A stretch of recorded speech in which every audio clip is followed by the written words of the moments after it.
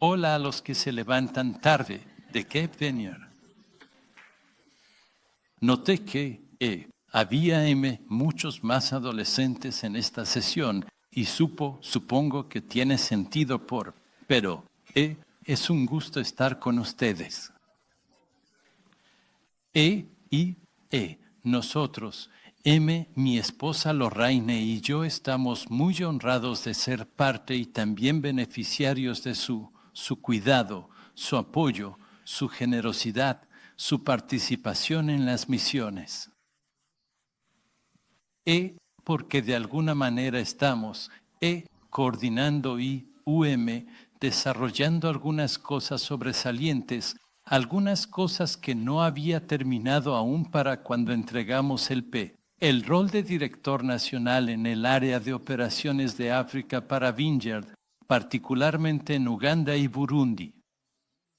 Y así que también les traigo saludos de la gente maravillosa de esas naciones, a quienes ustedes nos ayudan a cuidar. Así que gracias por su generosidad, su apoyo y por recibirnos.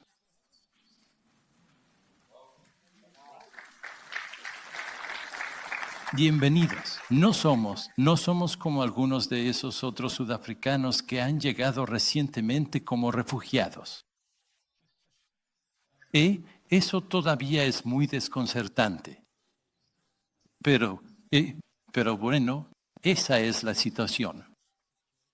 Solo quería, ya saben, distanciarme de ser parte de ese grupo. Nosotros venimos porque los queremos, no porque estemos desesperados buscando refugio. Ustedes. ¿Saben ese hermoso poema se llama Huellas en la arena, sobre las 2 etapas en la vida de esa persona cuando caminaba con Jesús por la playa? Creo que era una playa o un desierto o algo así, o playa y desierto. Y luego hubo un momento en medio de todo eso cuando solo había un par de huellas y la persona le reclamó al Señor y le dijo, Señor, ¿por qué en ese momento difícil por el que estaba pasando solo hay un par de huellas? Y él dijo, Hijo mío, ese fue el momento en que te llevé en brazos. Se ha encontrado una segunda estrofa de ese poema y quiero compartirla con ustedes hoy. Creo que realmente completa la imagen. Va así. Una noche tuve un sueño maravilloso. Se veía un solo par de huellas, las huellas de mi precioso Señor, pero las mías no estaban a lo largo de la orilla.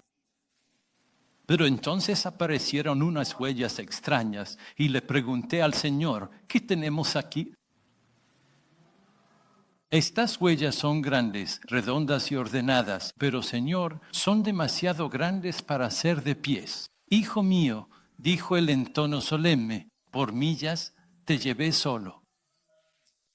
Te desafié a caminar por fe, pero te negaste y me hiciste esperar. Desobedeciste. No quisiste crecer. El camino de la fe no lo quisiste conocer. Así que me cansé, me harté y ahí te dejé caer de sentón. Porque en la vida llega un momento en que uno debe luchar y uno debe escalar, cuando uno debe levantarse y tomar una postura o dejar la marca de su trasero en la arena.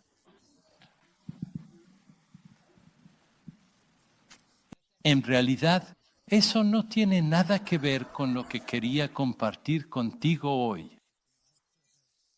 Solo pensé que era una pequeña introducción agradable.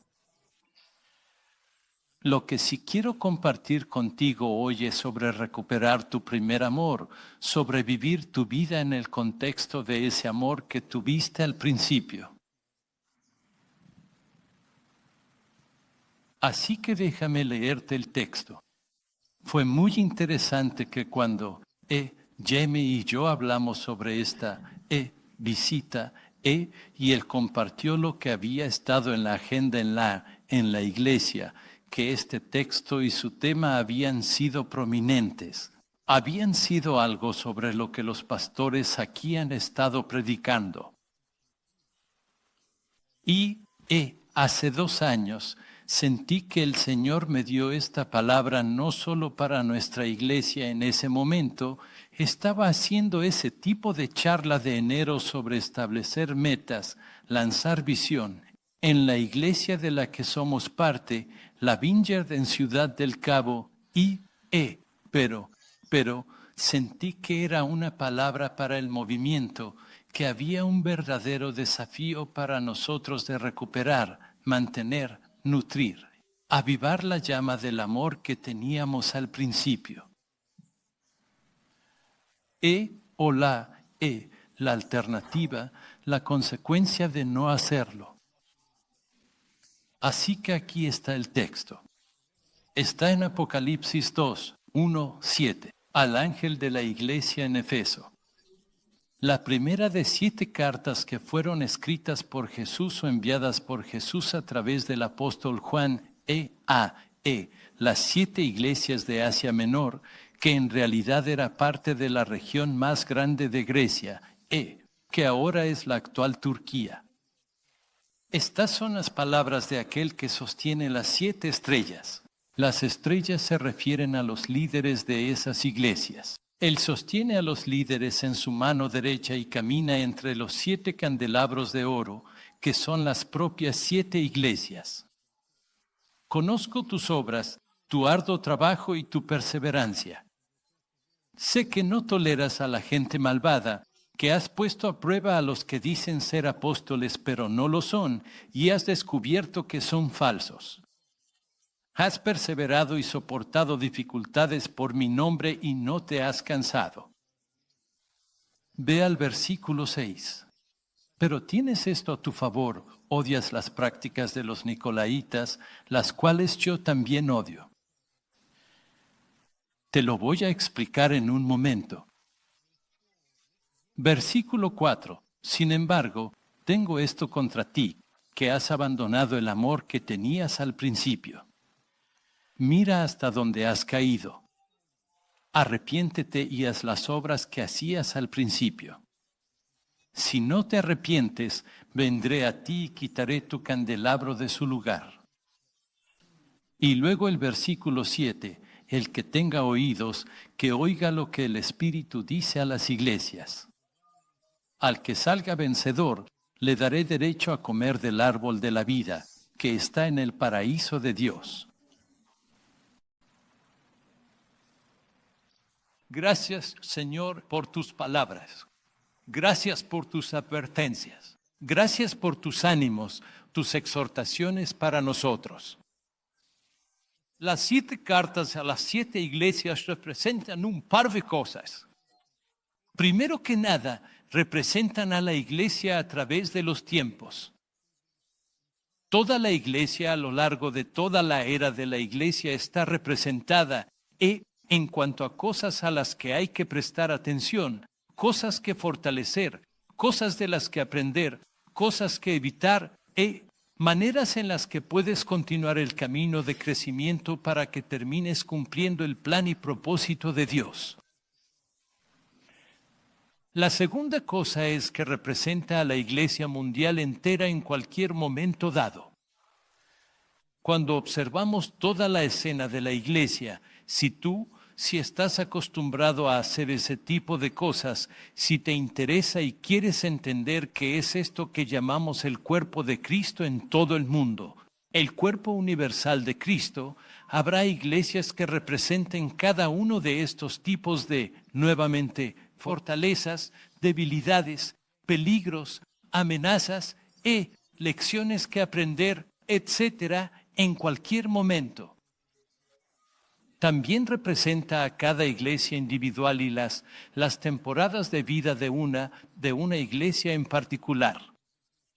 Así que Camp Daniel será, en ocasiones ustedes se verán reflejados en el espejo de la palabra de Dios al leer esto.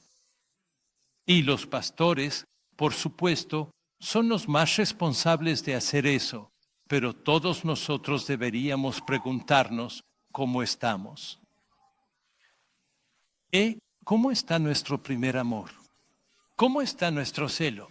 ¿Cómo estamos? ¿Somos calientes o fríos cuando lees sobre la Odisea, etcétera? Y entiendan esto. Las iglesias están formadas por personas. Las iglesias representan, en cierto sentido, la cultura que una comunidad crea. Ustedes son las piedras que forman las paredes de este edificio en particular, este lugar de morada de Dios por el Espíritu. Y sus vidas, su fe, su gracia, su amor, su conexión unos con otros, su adoración su ejercicio de los dones espirituales, su representación de Jesús en el momento, todo eso contribuye a lo que es esta iglesia. La identidad de la iglesia, su cultura, su poder, su éxito, las formas en que está construyéndose, creciendo o estancándose y a veces incluso llegando a estar un poco decaída. ¿Ustedes usan ese término? Sé que es un término muy inglés, under the weather. Así que hay dos cosas importantes aquí. Tenemos que vernos a nosotros mismos en el espejo cuando leemos la palabra de Dios. Número 2, necesitamos entender que nada de lo que Jesús nos desafía o incluso nos critica está fuera del alcance de lo que Él sostiene en sus manos mientras camina entre los asientos. Jesús está aquí. Detente un momento. Piensa en eso. Jesús llegó aquí antes que tú. Él estaba esperándote. Cuando Él dijo, donde 2 o 3 se reúnen, incluso si solo 2 o 3 se reúnen en mi nombre, ahí estoy yo en medio de ellos. Lo que estaba diciendo es que el Dios eterno y presente está ahí y espera a que tú llegues. Hay un poco de manipulación humanista en algunos círculos donde decimos, la gente dice, bueno, ya sabes, tenemos que hospedar la presencia de Dios. Tenemos que invitar la presencia de Dios. Tenemos que adorar hasta que Él venga. Y yo digo, chicos, háganme un favor. Cuando todavía te estabas quitando el sueño de los ojos esta mañana, Jesús ya estaba aquí. Sí. Y a Él le encanta cuando tú llegas porque entonces tú vas a, ya sabes, porque Él ama una fiesta. Le gusta pasar el rato con su gente y cuando llegas, como los apóstoles, Él les va a decir, ¿tienen hambre? Les preparé el desayuno. Ellos vinieron a encontrarse con el Señor, ya sabes, que acababa de salir tambaleándose de una tumba y vinieron a verlo y Él les dijo, cociné. ¿Alguien tiene hambre?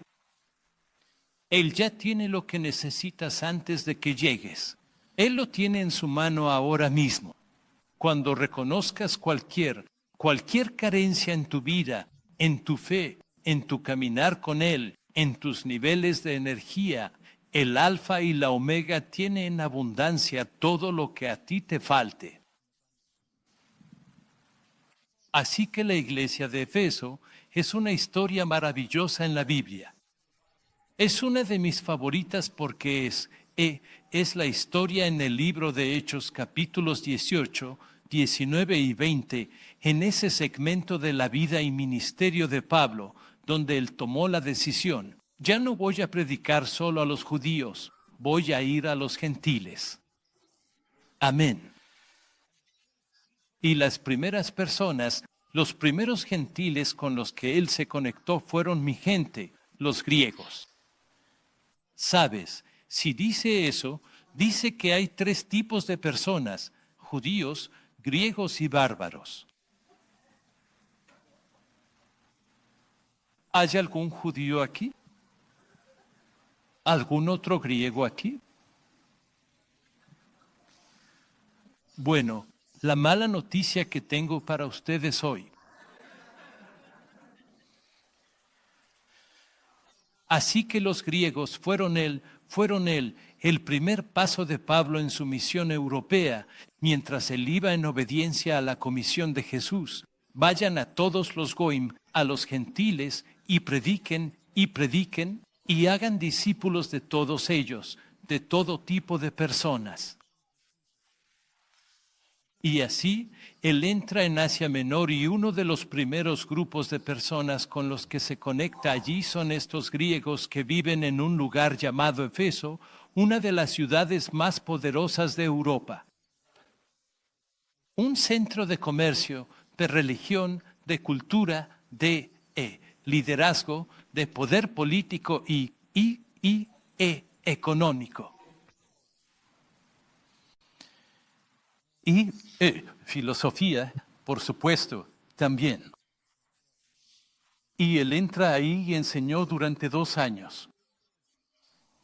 Primero, en realidad, viene un apóstol, un evangelista apostólico llamado Apolos.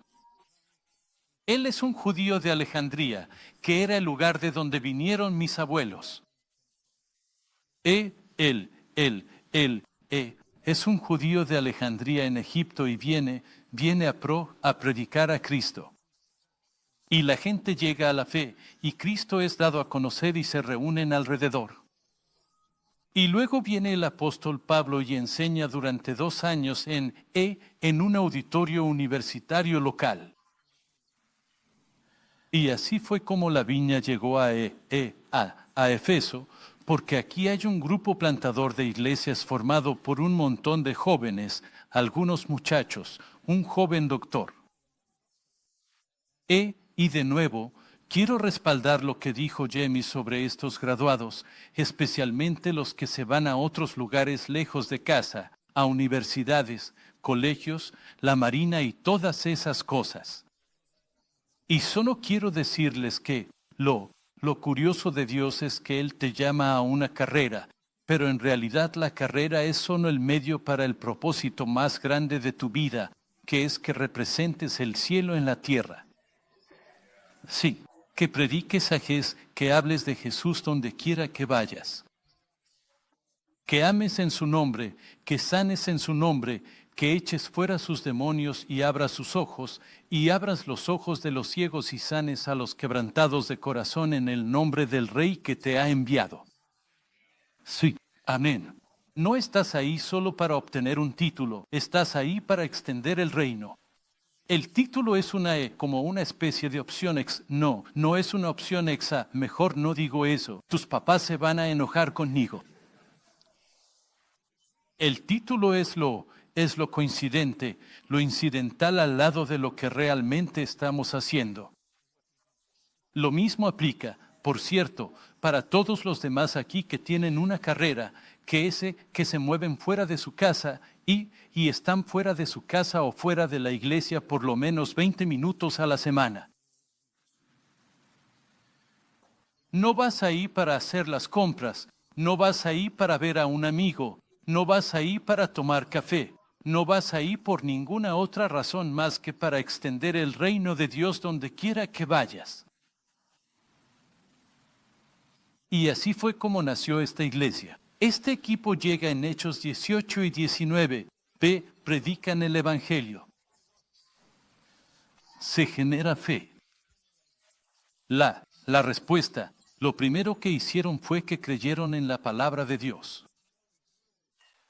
Lo que hicieron al principio fue orar, adorar, reunirse, animarse unos a otros, corregirse entre ellos cuando había como ciertas carencias en la precisión doctrinal. Se enseñaron entre ellos lo principal y lo esencial. Y luego recibieron al Espíritu Santo y empezaron a hacer estas cosas. Así fue como nació la viña en Efeso. Así fue como nació la viña en Johannesburgo, Sudáfrica, en 1982, cuando John Wimber trajo a un equipo de 80 jóvenes de California. ¿Quieres saber cuáles fueron las cosas que hicimos al principio? Confiamos en jóvenes de 18 años para extender el reino de Dios y plantar iglesias. Eso fue lo que hicimos. Y ellos vinieron.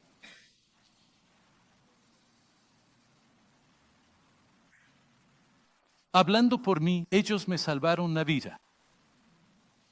Hablando por mí, ellos salvaron eso que yo llamo ministerio en este contexto. Yo no estaría aquí, no estaría en el ministerio si no fuera por esos jóvenes mascando chicle, con cola de caballo, usando jeans, que hablaban un inglés muy malo. Y algunos de los predicadores que, bueno, realmente necesitaban mucha orientación. Pero ¿sabes qué? Lo que ellos traían era un amor abrumador por Cristo, por su reino, por su palabra, por su nombre, y creían en esta cosa ridícula, que tenían el poder de imponer manos sobre los enfermos y verlos sanar, de expulsar demonios. Y expulsaron cientos de demonios en Johannesburgo en 2 semanas. Eso es lo que. Y empezamos con 40 personas reuniéndose en una sala y bautizamos a 250 personas al final de esas 2 semanas. ¡Wow! ¡Gloria! Y cada una de las personas que bautizamos creía que ellos también podían imponer manos sobre los enfermos, expulsar demonios, ver el reino de Dios venir con poder. Sí, guiar a sus profesores a Cristo, guiar a doctores, enfermeros y personas con las que interactuaban, llevarlos a Jesús. De todos modos, me estoy desviando un poco del tema aquí. Pero eso fue lo que hicieron al principio. Hicieron las cosas. El reino no era algo de lo que se hablara o se teologizara. El reino era algo que se hacía. Tú invitabas. Y Dios, así como se manifiesta en la iglesia, también se manifiesta en la misión. Él aparece en misión. Él hizo una promesa muy deliberada sobre eso. Vayan y hagan discípulos de todas las naciones, bautizándolos en el nombre del Padre, del Hijo y del Espíritu Santo, enseñándoles a hacer las cosas que yo les enseñé a hacer. Y he aquí, yo estoy con ustedes siempre hasta el fin del mundo. Y le pregunté, Señor, ¿por qué dijiste eso? Parece una promesa redundante, porque seguramente tú estás en todas partes. Y él dijo, pero cuando ellos van en obediencia a mi comisión, mi trono está ahí. Mi reino viene. Yo vengo a un nivel al que no vengo solo para darte un vasito de leche tibia, arroparte, acostarte y besarte la frente. Esa es una forma muy diferente de estar presente. Cuando estoy con mis discípulos que están saliendo a hacer el trabajo, estoy listo para la batalla. Estoy fuerte, estoy observando todo lo que sucede y estoy apoyando y fortaleciendo. Hay una presencia de Dios que llega cuando somos obedientes, que no conocemos cuando simplemente estamos flotando al cielo en un colchón de resortes tomando Coca-Cola, que es como la mayoría de la gente interpreta este evangelio. Entonces, lo segundo, nacieron en un avivamiento y también estaban fundamentados en la gracia. Y así llegamos. Esto fue en el año 53 después de Cristo cuando se plantó la iglesia. Y unos años después, ellos están fundamentados en la gracia. Se les enseña sobre la respo, su respuesta. Se les enseña a cuidar los unos de los otros. Se les enseña a formar comunidades y se les enseña esta cosa increíble sobre cómo la iglesia puede influir en la cultura que los rodea. Y por cierto, no es involucrándose políticamente y criticando la política de los demás en las redes sociales. No es haciendo eso. De hecho, eso solo nos hace ver ridículos. Así es. Nos hace ver ridículos. Así es como funciona. Funciona cuando te encuentras con personas individualmente y les dices, tengo mejores noticias para ti que por cuál partido político deberías votar. Tengo noticias mucho mejores para ti. Hay un reino que no es de este mundo. Sí, amén. Hay un rey que gobierna con justicia. Hay un rey que te acepta, basado en su gracia y misericordia. Hay un rey que no te dice que tienes que demostrar, que tienes que hacer acrobacias espirituales antes de ser aceptado en este partido político o movimiento en particular. Pero todos son bienvenidos. Y cuando eres bienvenido, yo cambiaré, por gracia, lo que necesites cambiar. Amén. Y si hay demonios ahí, los voy a sacar por ti. Amén. Y eso no te va a dejar sintiéndote humillado ni perdiendo tu dignidad. Te hará sentir empoderado, exaltado y puesto en una posición de autoridad. Y eso me lleva a lo que sucede después en la iglesia de Efeso. Lo siguiente que le pasa a la iglesia de Efeso es que Pablo les escribe una carta desde la cárcel. 10 años después, en el año 64 después de Cristo, Pablo está preso. Está en Roma y le escribe una carta a la iglesia en Efeso. Es todo un libro en el Nuevo Testamento. Probablemente lo has visto. Es un libro completo, el libro de Efesios. Se le llama los Alpes del Nuevo Testamento. Es ese libro que nos lleva a las alturas. Es ese libro con 2 temas. Aquí están los 2 temas muy importantes y habrá un examen al final de esto, así que pongan atención. 2 temas en el libro de Efesios. El primero es en Cristo. ¿Qué es? ¿Qué significa para ti estar en Cristo? Y él explica todo eso. No tenemos tiempo para explicarte esto ahora. Tienes que ir y hacer tu propia tarea. El segundo tema al que él regresa una y otra vez es en lugares celestiales. Y él nos dice que la iglesia no existe, que tu vida como cristiano no existe solo en la tierra. Tu vida en esto que se llama el reino de Dios existe en la 5ª dimensión, que es la dimensión de los reinos celestiales, los lugares celestiales. Entonces, ya sabes, un ser humano, una persona común, se despierta en la mañana y tiene que interactuar con 4 dimensiones del ser. La primera es la física. Tienen un cuerpo. Tienen que cepillarse los dientes, peinarse, bañarse, comer, dormir, todo ese tipo de cosas. Y tienen que tener una manera de hacer todo eso y comunicarse a través de ese proceso. Lo segundo es lo psicológico, es decir, hay una autoconciencia que tienes. Piensas en ti mismo pensando en ti mismo. Lidias con tus actitudes, tu disposición y tus formas de pensar y actuar en base a la confianza, el establecimiento de metas y todo ese rollo. Esa es tu dimensión psicológica. La tercera dimensión es tu dimensión social, lo que significa que tienes relaciones. Tienes personas a las que amas, personas que te importan. También hay personas que viven al lado y no te importan, pero tienes que convivir con ellas. Y luego tienes a otros conductores en la carretera con los que tienes que interactuar, comunicarte y ser amable. No hay tiempo.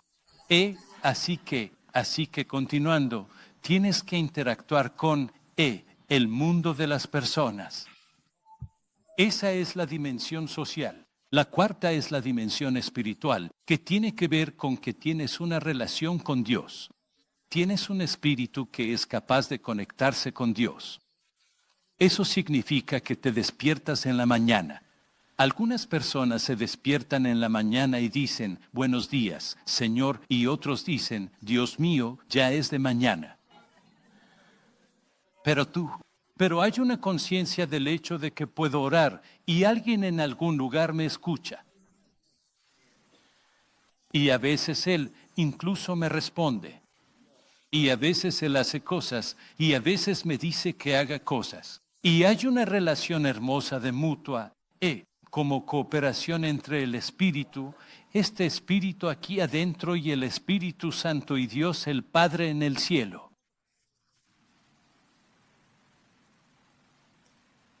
Pero hay una quinta dimensión y esa es en la que realmente existimos y tenemos ojos para ver y oídos para oír, sentidos que interactúan y son capaces de entender, escuchar y estar involucrados en lo que está sucediendo en el cielo ahora mismo.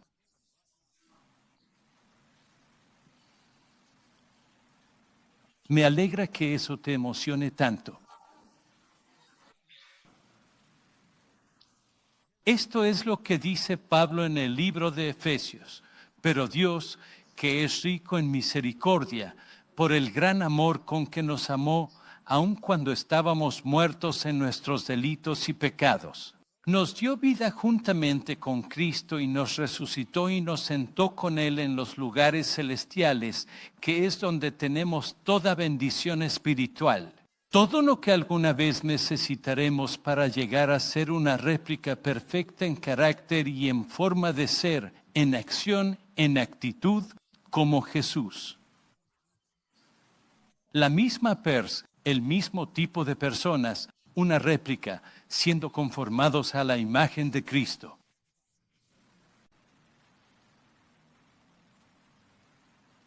Eso es divertido. ¿Tú crees que eso es una buena y eso es algo increíble o qué? No solo eso, dice que estamos sentados con Él en el trono a su derecha en los lugares celestiales. Un amigo mío tuvo una visión una vez donde estaba Dios el Padre, a su derecha estaba Jesucristo y un largo, un trono que se extendía hasta el infinito con millones y millones de pequeños pares de piernas colgando del borde de ese trono que seguía para siempre. Y eran tuyas, eran mías, eran nuestras, eran la iglesia sentada con Él. Y escuchen todos, aunque esto sigue para siempre, la realidad es que cada uno puede sentir, oír, escuchar, interactuar y ver como si fuera la persona que está justo ahí, al lado de Jesús. Y de vez en cuando, el Padre, el Hijo y el Espíritu Santo tienen una conversación y resulta que es sobre ti o sobre alguien a quien tú quieres. Y ellos están diciendo, esto es lo que vamos a hacer, esto es lo que vamos a hacer. Y entonces, todo lo que tienes que hacer. Aquí está aquí está orar en la quinta dimensión, es la oración que dice, sí, estoy de acuerdo contigo, Señor. Escuché eso y creo que sí, está genial. Cuéntame. Podemos orar así. Podemos aprender a orar así. Podemos orar esas oraciones. Podemos atar en la tierra lo que ya ha sido atado en el cielo y el Padre dice, hoy vamos a atar esto. Y tú dices, sí, estoy de acuerdo. Y esa es tu oración. Y cuando oras esa oración, te ves como $1.000.000. Te ves tan inteligente. Te ves tan poderoso. Te ves tan santo porque oraste esa oración y funcionó. Las oraciones que funcionan son aquellas de las que escuchas alguna pista cuando estás sentado a la derecha de Dios en los lugares celestiales. Y por eso es tan importante que aprendas el idioma de las 5 dimensiones. Tienes que aprender a cepillarte los dientes y ser amable y, ya sabes, no beses a tu mamá antes de lavarte la cara y... Tú sabes a lo que me refiero. Ese tipo de cosas. Tienes que aprender ese modismo. Tienes que aprender el idioma de hablar contigo mismo y decir, yo sé que soy alguien porque Dios no hace basura. Tienes que aprender eso. Tienes que aprender eso. Tienes que aprender una tercera dimensión. Tienes que aprender cómo amar a tu esposa, a tu esposo, cómo hablarle bonito a tus hijos, cómo hablarle bonito a tus padres.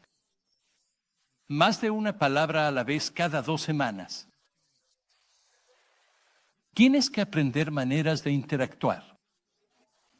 Tienes que aprender formas de comunicar las buenas noticias a la gente de tu cultura y generación. Tienes que aprender. Y tienes que aprender las conversaciones, las cosas de interactuar con el ámbito espiritual. Tienes que aprender cómo hablar, escuchar a escondidas y convertirte en un socio en la empresa del cielo, en los propósitos de Dios. Y si tienes alguna pregunta sobre eso, lee el libro de Efesios, lee el libro de Colosenses. Hablan de cómo Dios tiene una trayectoria en mente con respecto a todo lo que ha hecho en ti, que vas a terminar siendo una representación perfecta de los propósitos de Dios en el cielo y en la tierra. Cristo en ti, la esperanza de gloria. Eso es lo que está pasando aquí. Y tú pensabas que solo se trataba de hacer la cantidad de ventas que necesitas para poder pagar las cuentas a fin de mes. Pensaste, ese es mi propósito. Hablan de ir a la escuela de plomería y de los marines y todas esas cosas. Esas son cosas fantásticas, pero de eso no se trata tu vida. De lo que se trata tu vida es de que eres parte de una empresa en la que todo lo que está en el cielo y en la tierra será unido bajo la lealtad a Jesucristo. Amén.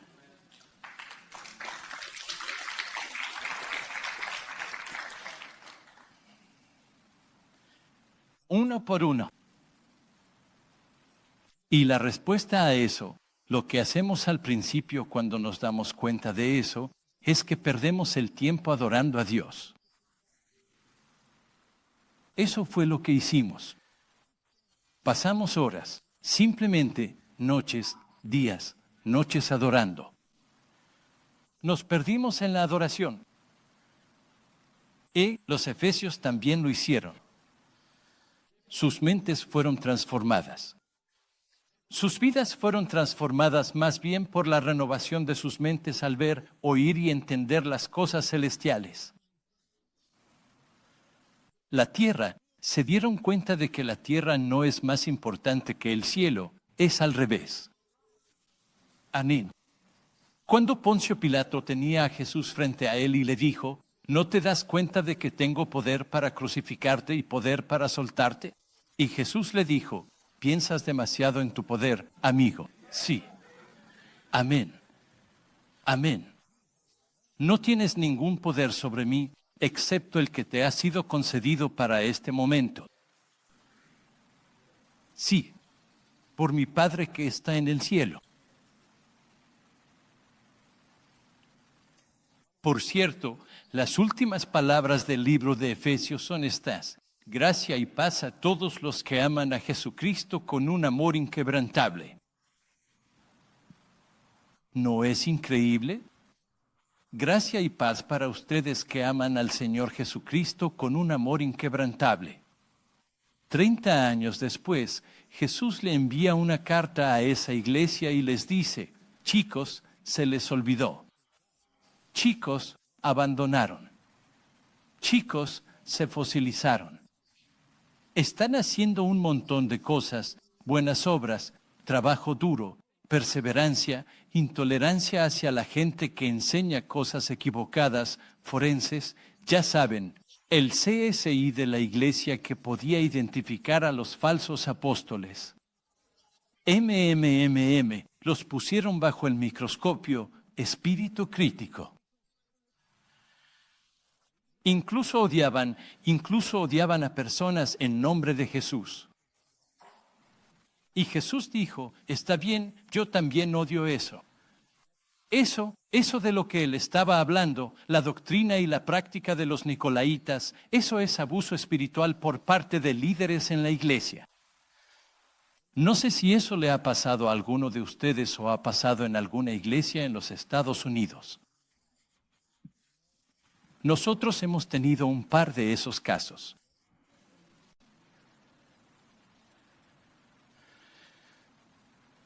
Así que quiero dejar esto claro.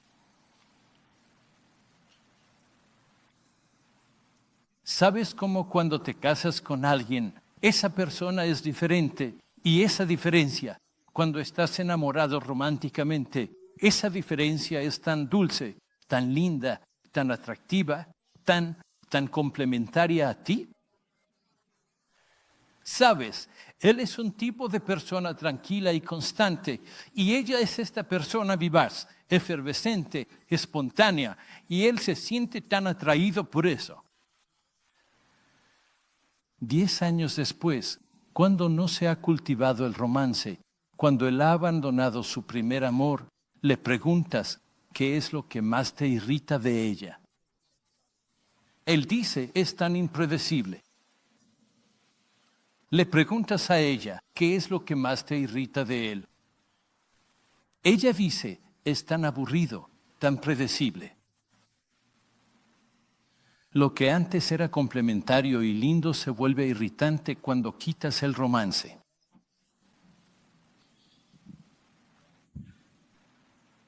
Mira, al principio, lo que hacíamos al inicio era que gastábamos tiempo con Dios.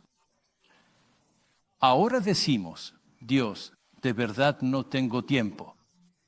Realmente no tengo tiempo para ir a esa noche de adoración, para ir al grupo pequeño, para asistir a la iglesia, especialmente cuando está lloviendo. Realmente no tengo tiempo. Sabes, mi vida está tan ocupada, tan ocupada. Puedo hacerlo por internet tarde en la noche en vez de ir a la iglesia. Puedo hacer esto solo, ya no necesito pastor. Y yo digo entonces, ¿a quién estás sirviendo? No se trata de que estás recibiendo, sino de que estás dando. ¿Cómo estás sirviendo a los demás?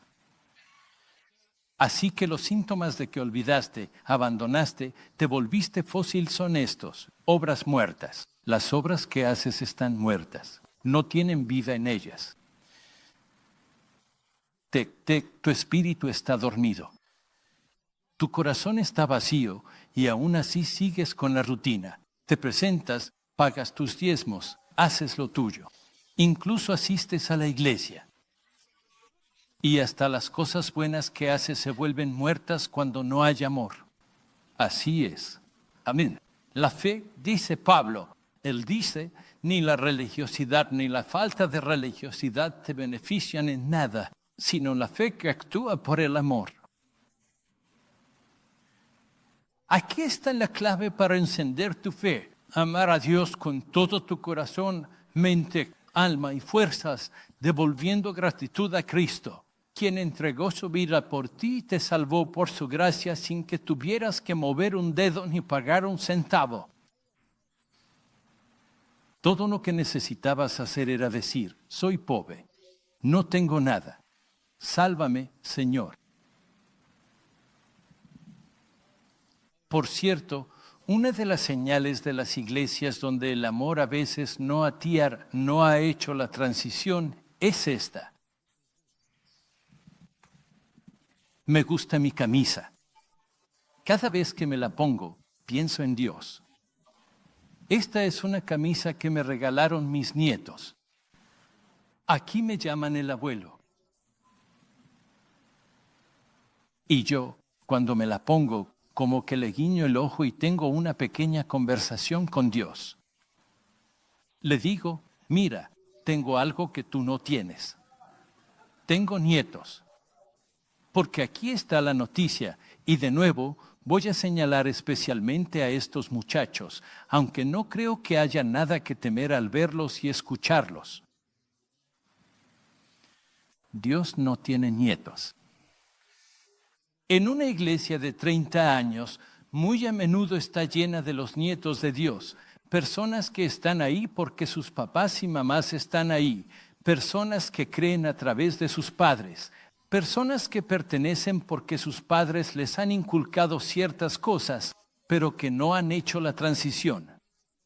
Mira, cuando le dije eso a Dios en ese momento, le dije, tú tienes, yo tengo algo que tú no tienes. Tú no tienes nietos. Él dijo, no, sí tengo. A veces tengo algunos, pero no se quedan como nietos por mucho tiempo. Una vez que los tengo, los convierto en mis hijos. Amén. Tú solo dámelos.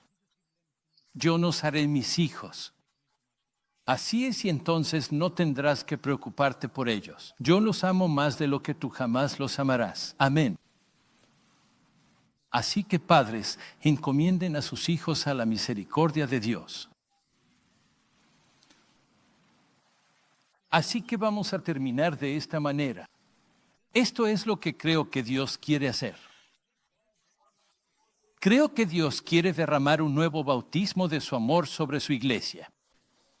Creo que quiere derramarlo como gasolina sobre un fuego que apenas arde y quiere encenderlo.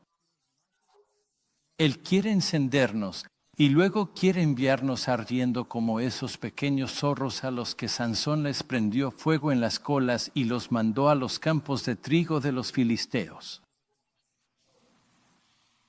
Ve y prende fuego al mundo. Ve y deja que el mundo te vea arder. Eso es un llamado al altar. ¿Listo para eso? Así que si sientes que necesitas renovar tu primer amor, si sientes que tal vez nunca has tenido ese primer amor ardiendo realmente con fuerza y no quieres perder tu candelero, no quieres perder la luz, el testimonio que llevas para Él, ¿lo quieres de vuelta? ¿Quieres recuperarlo o quieres obtenerlo?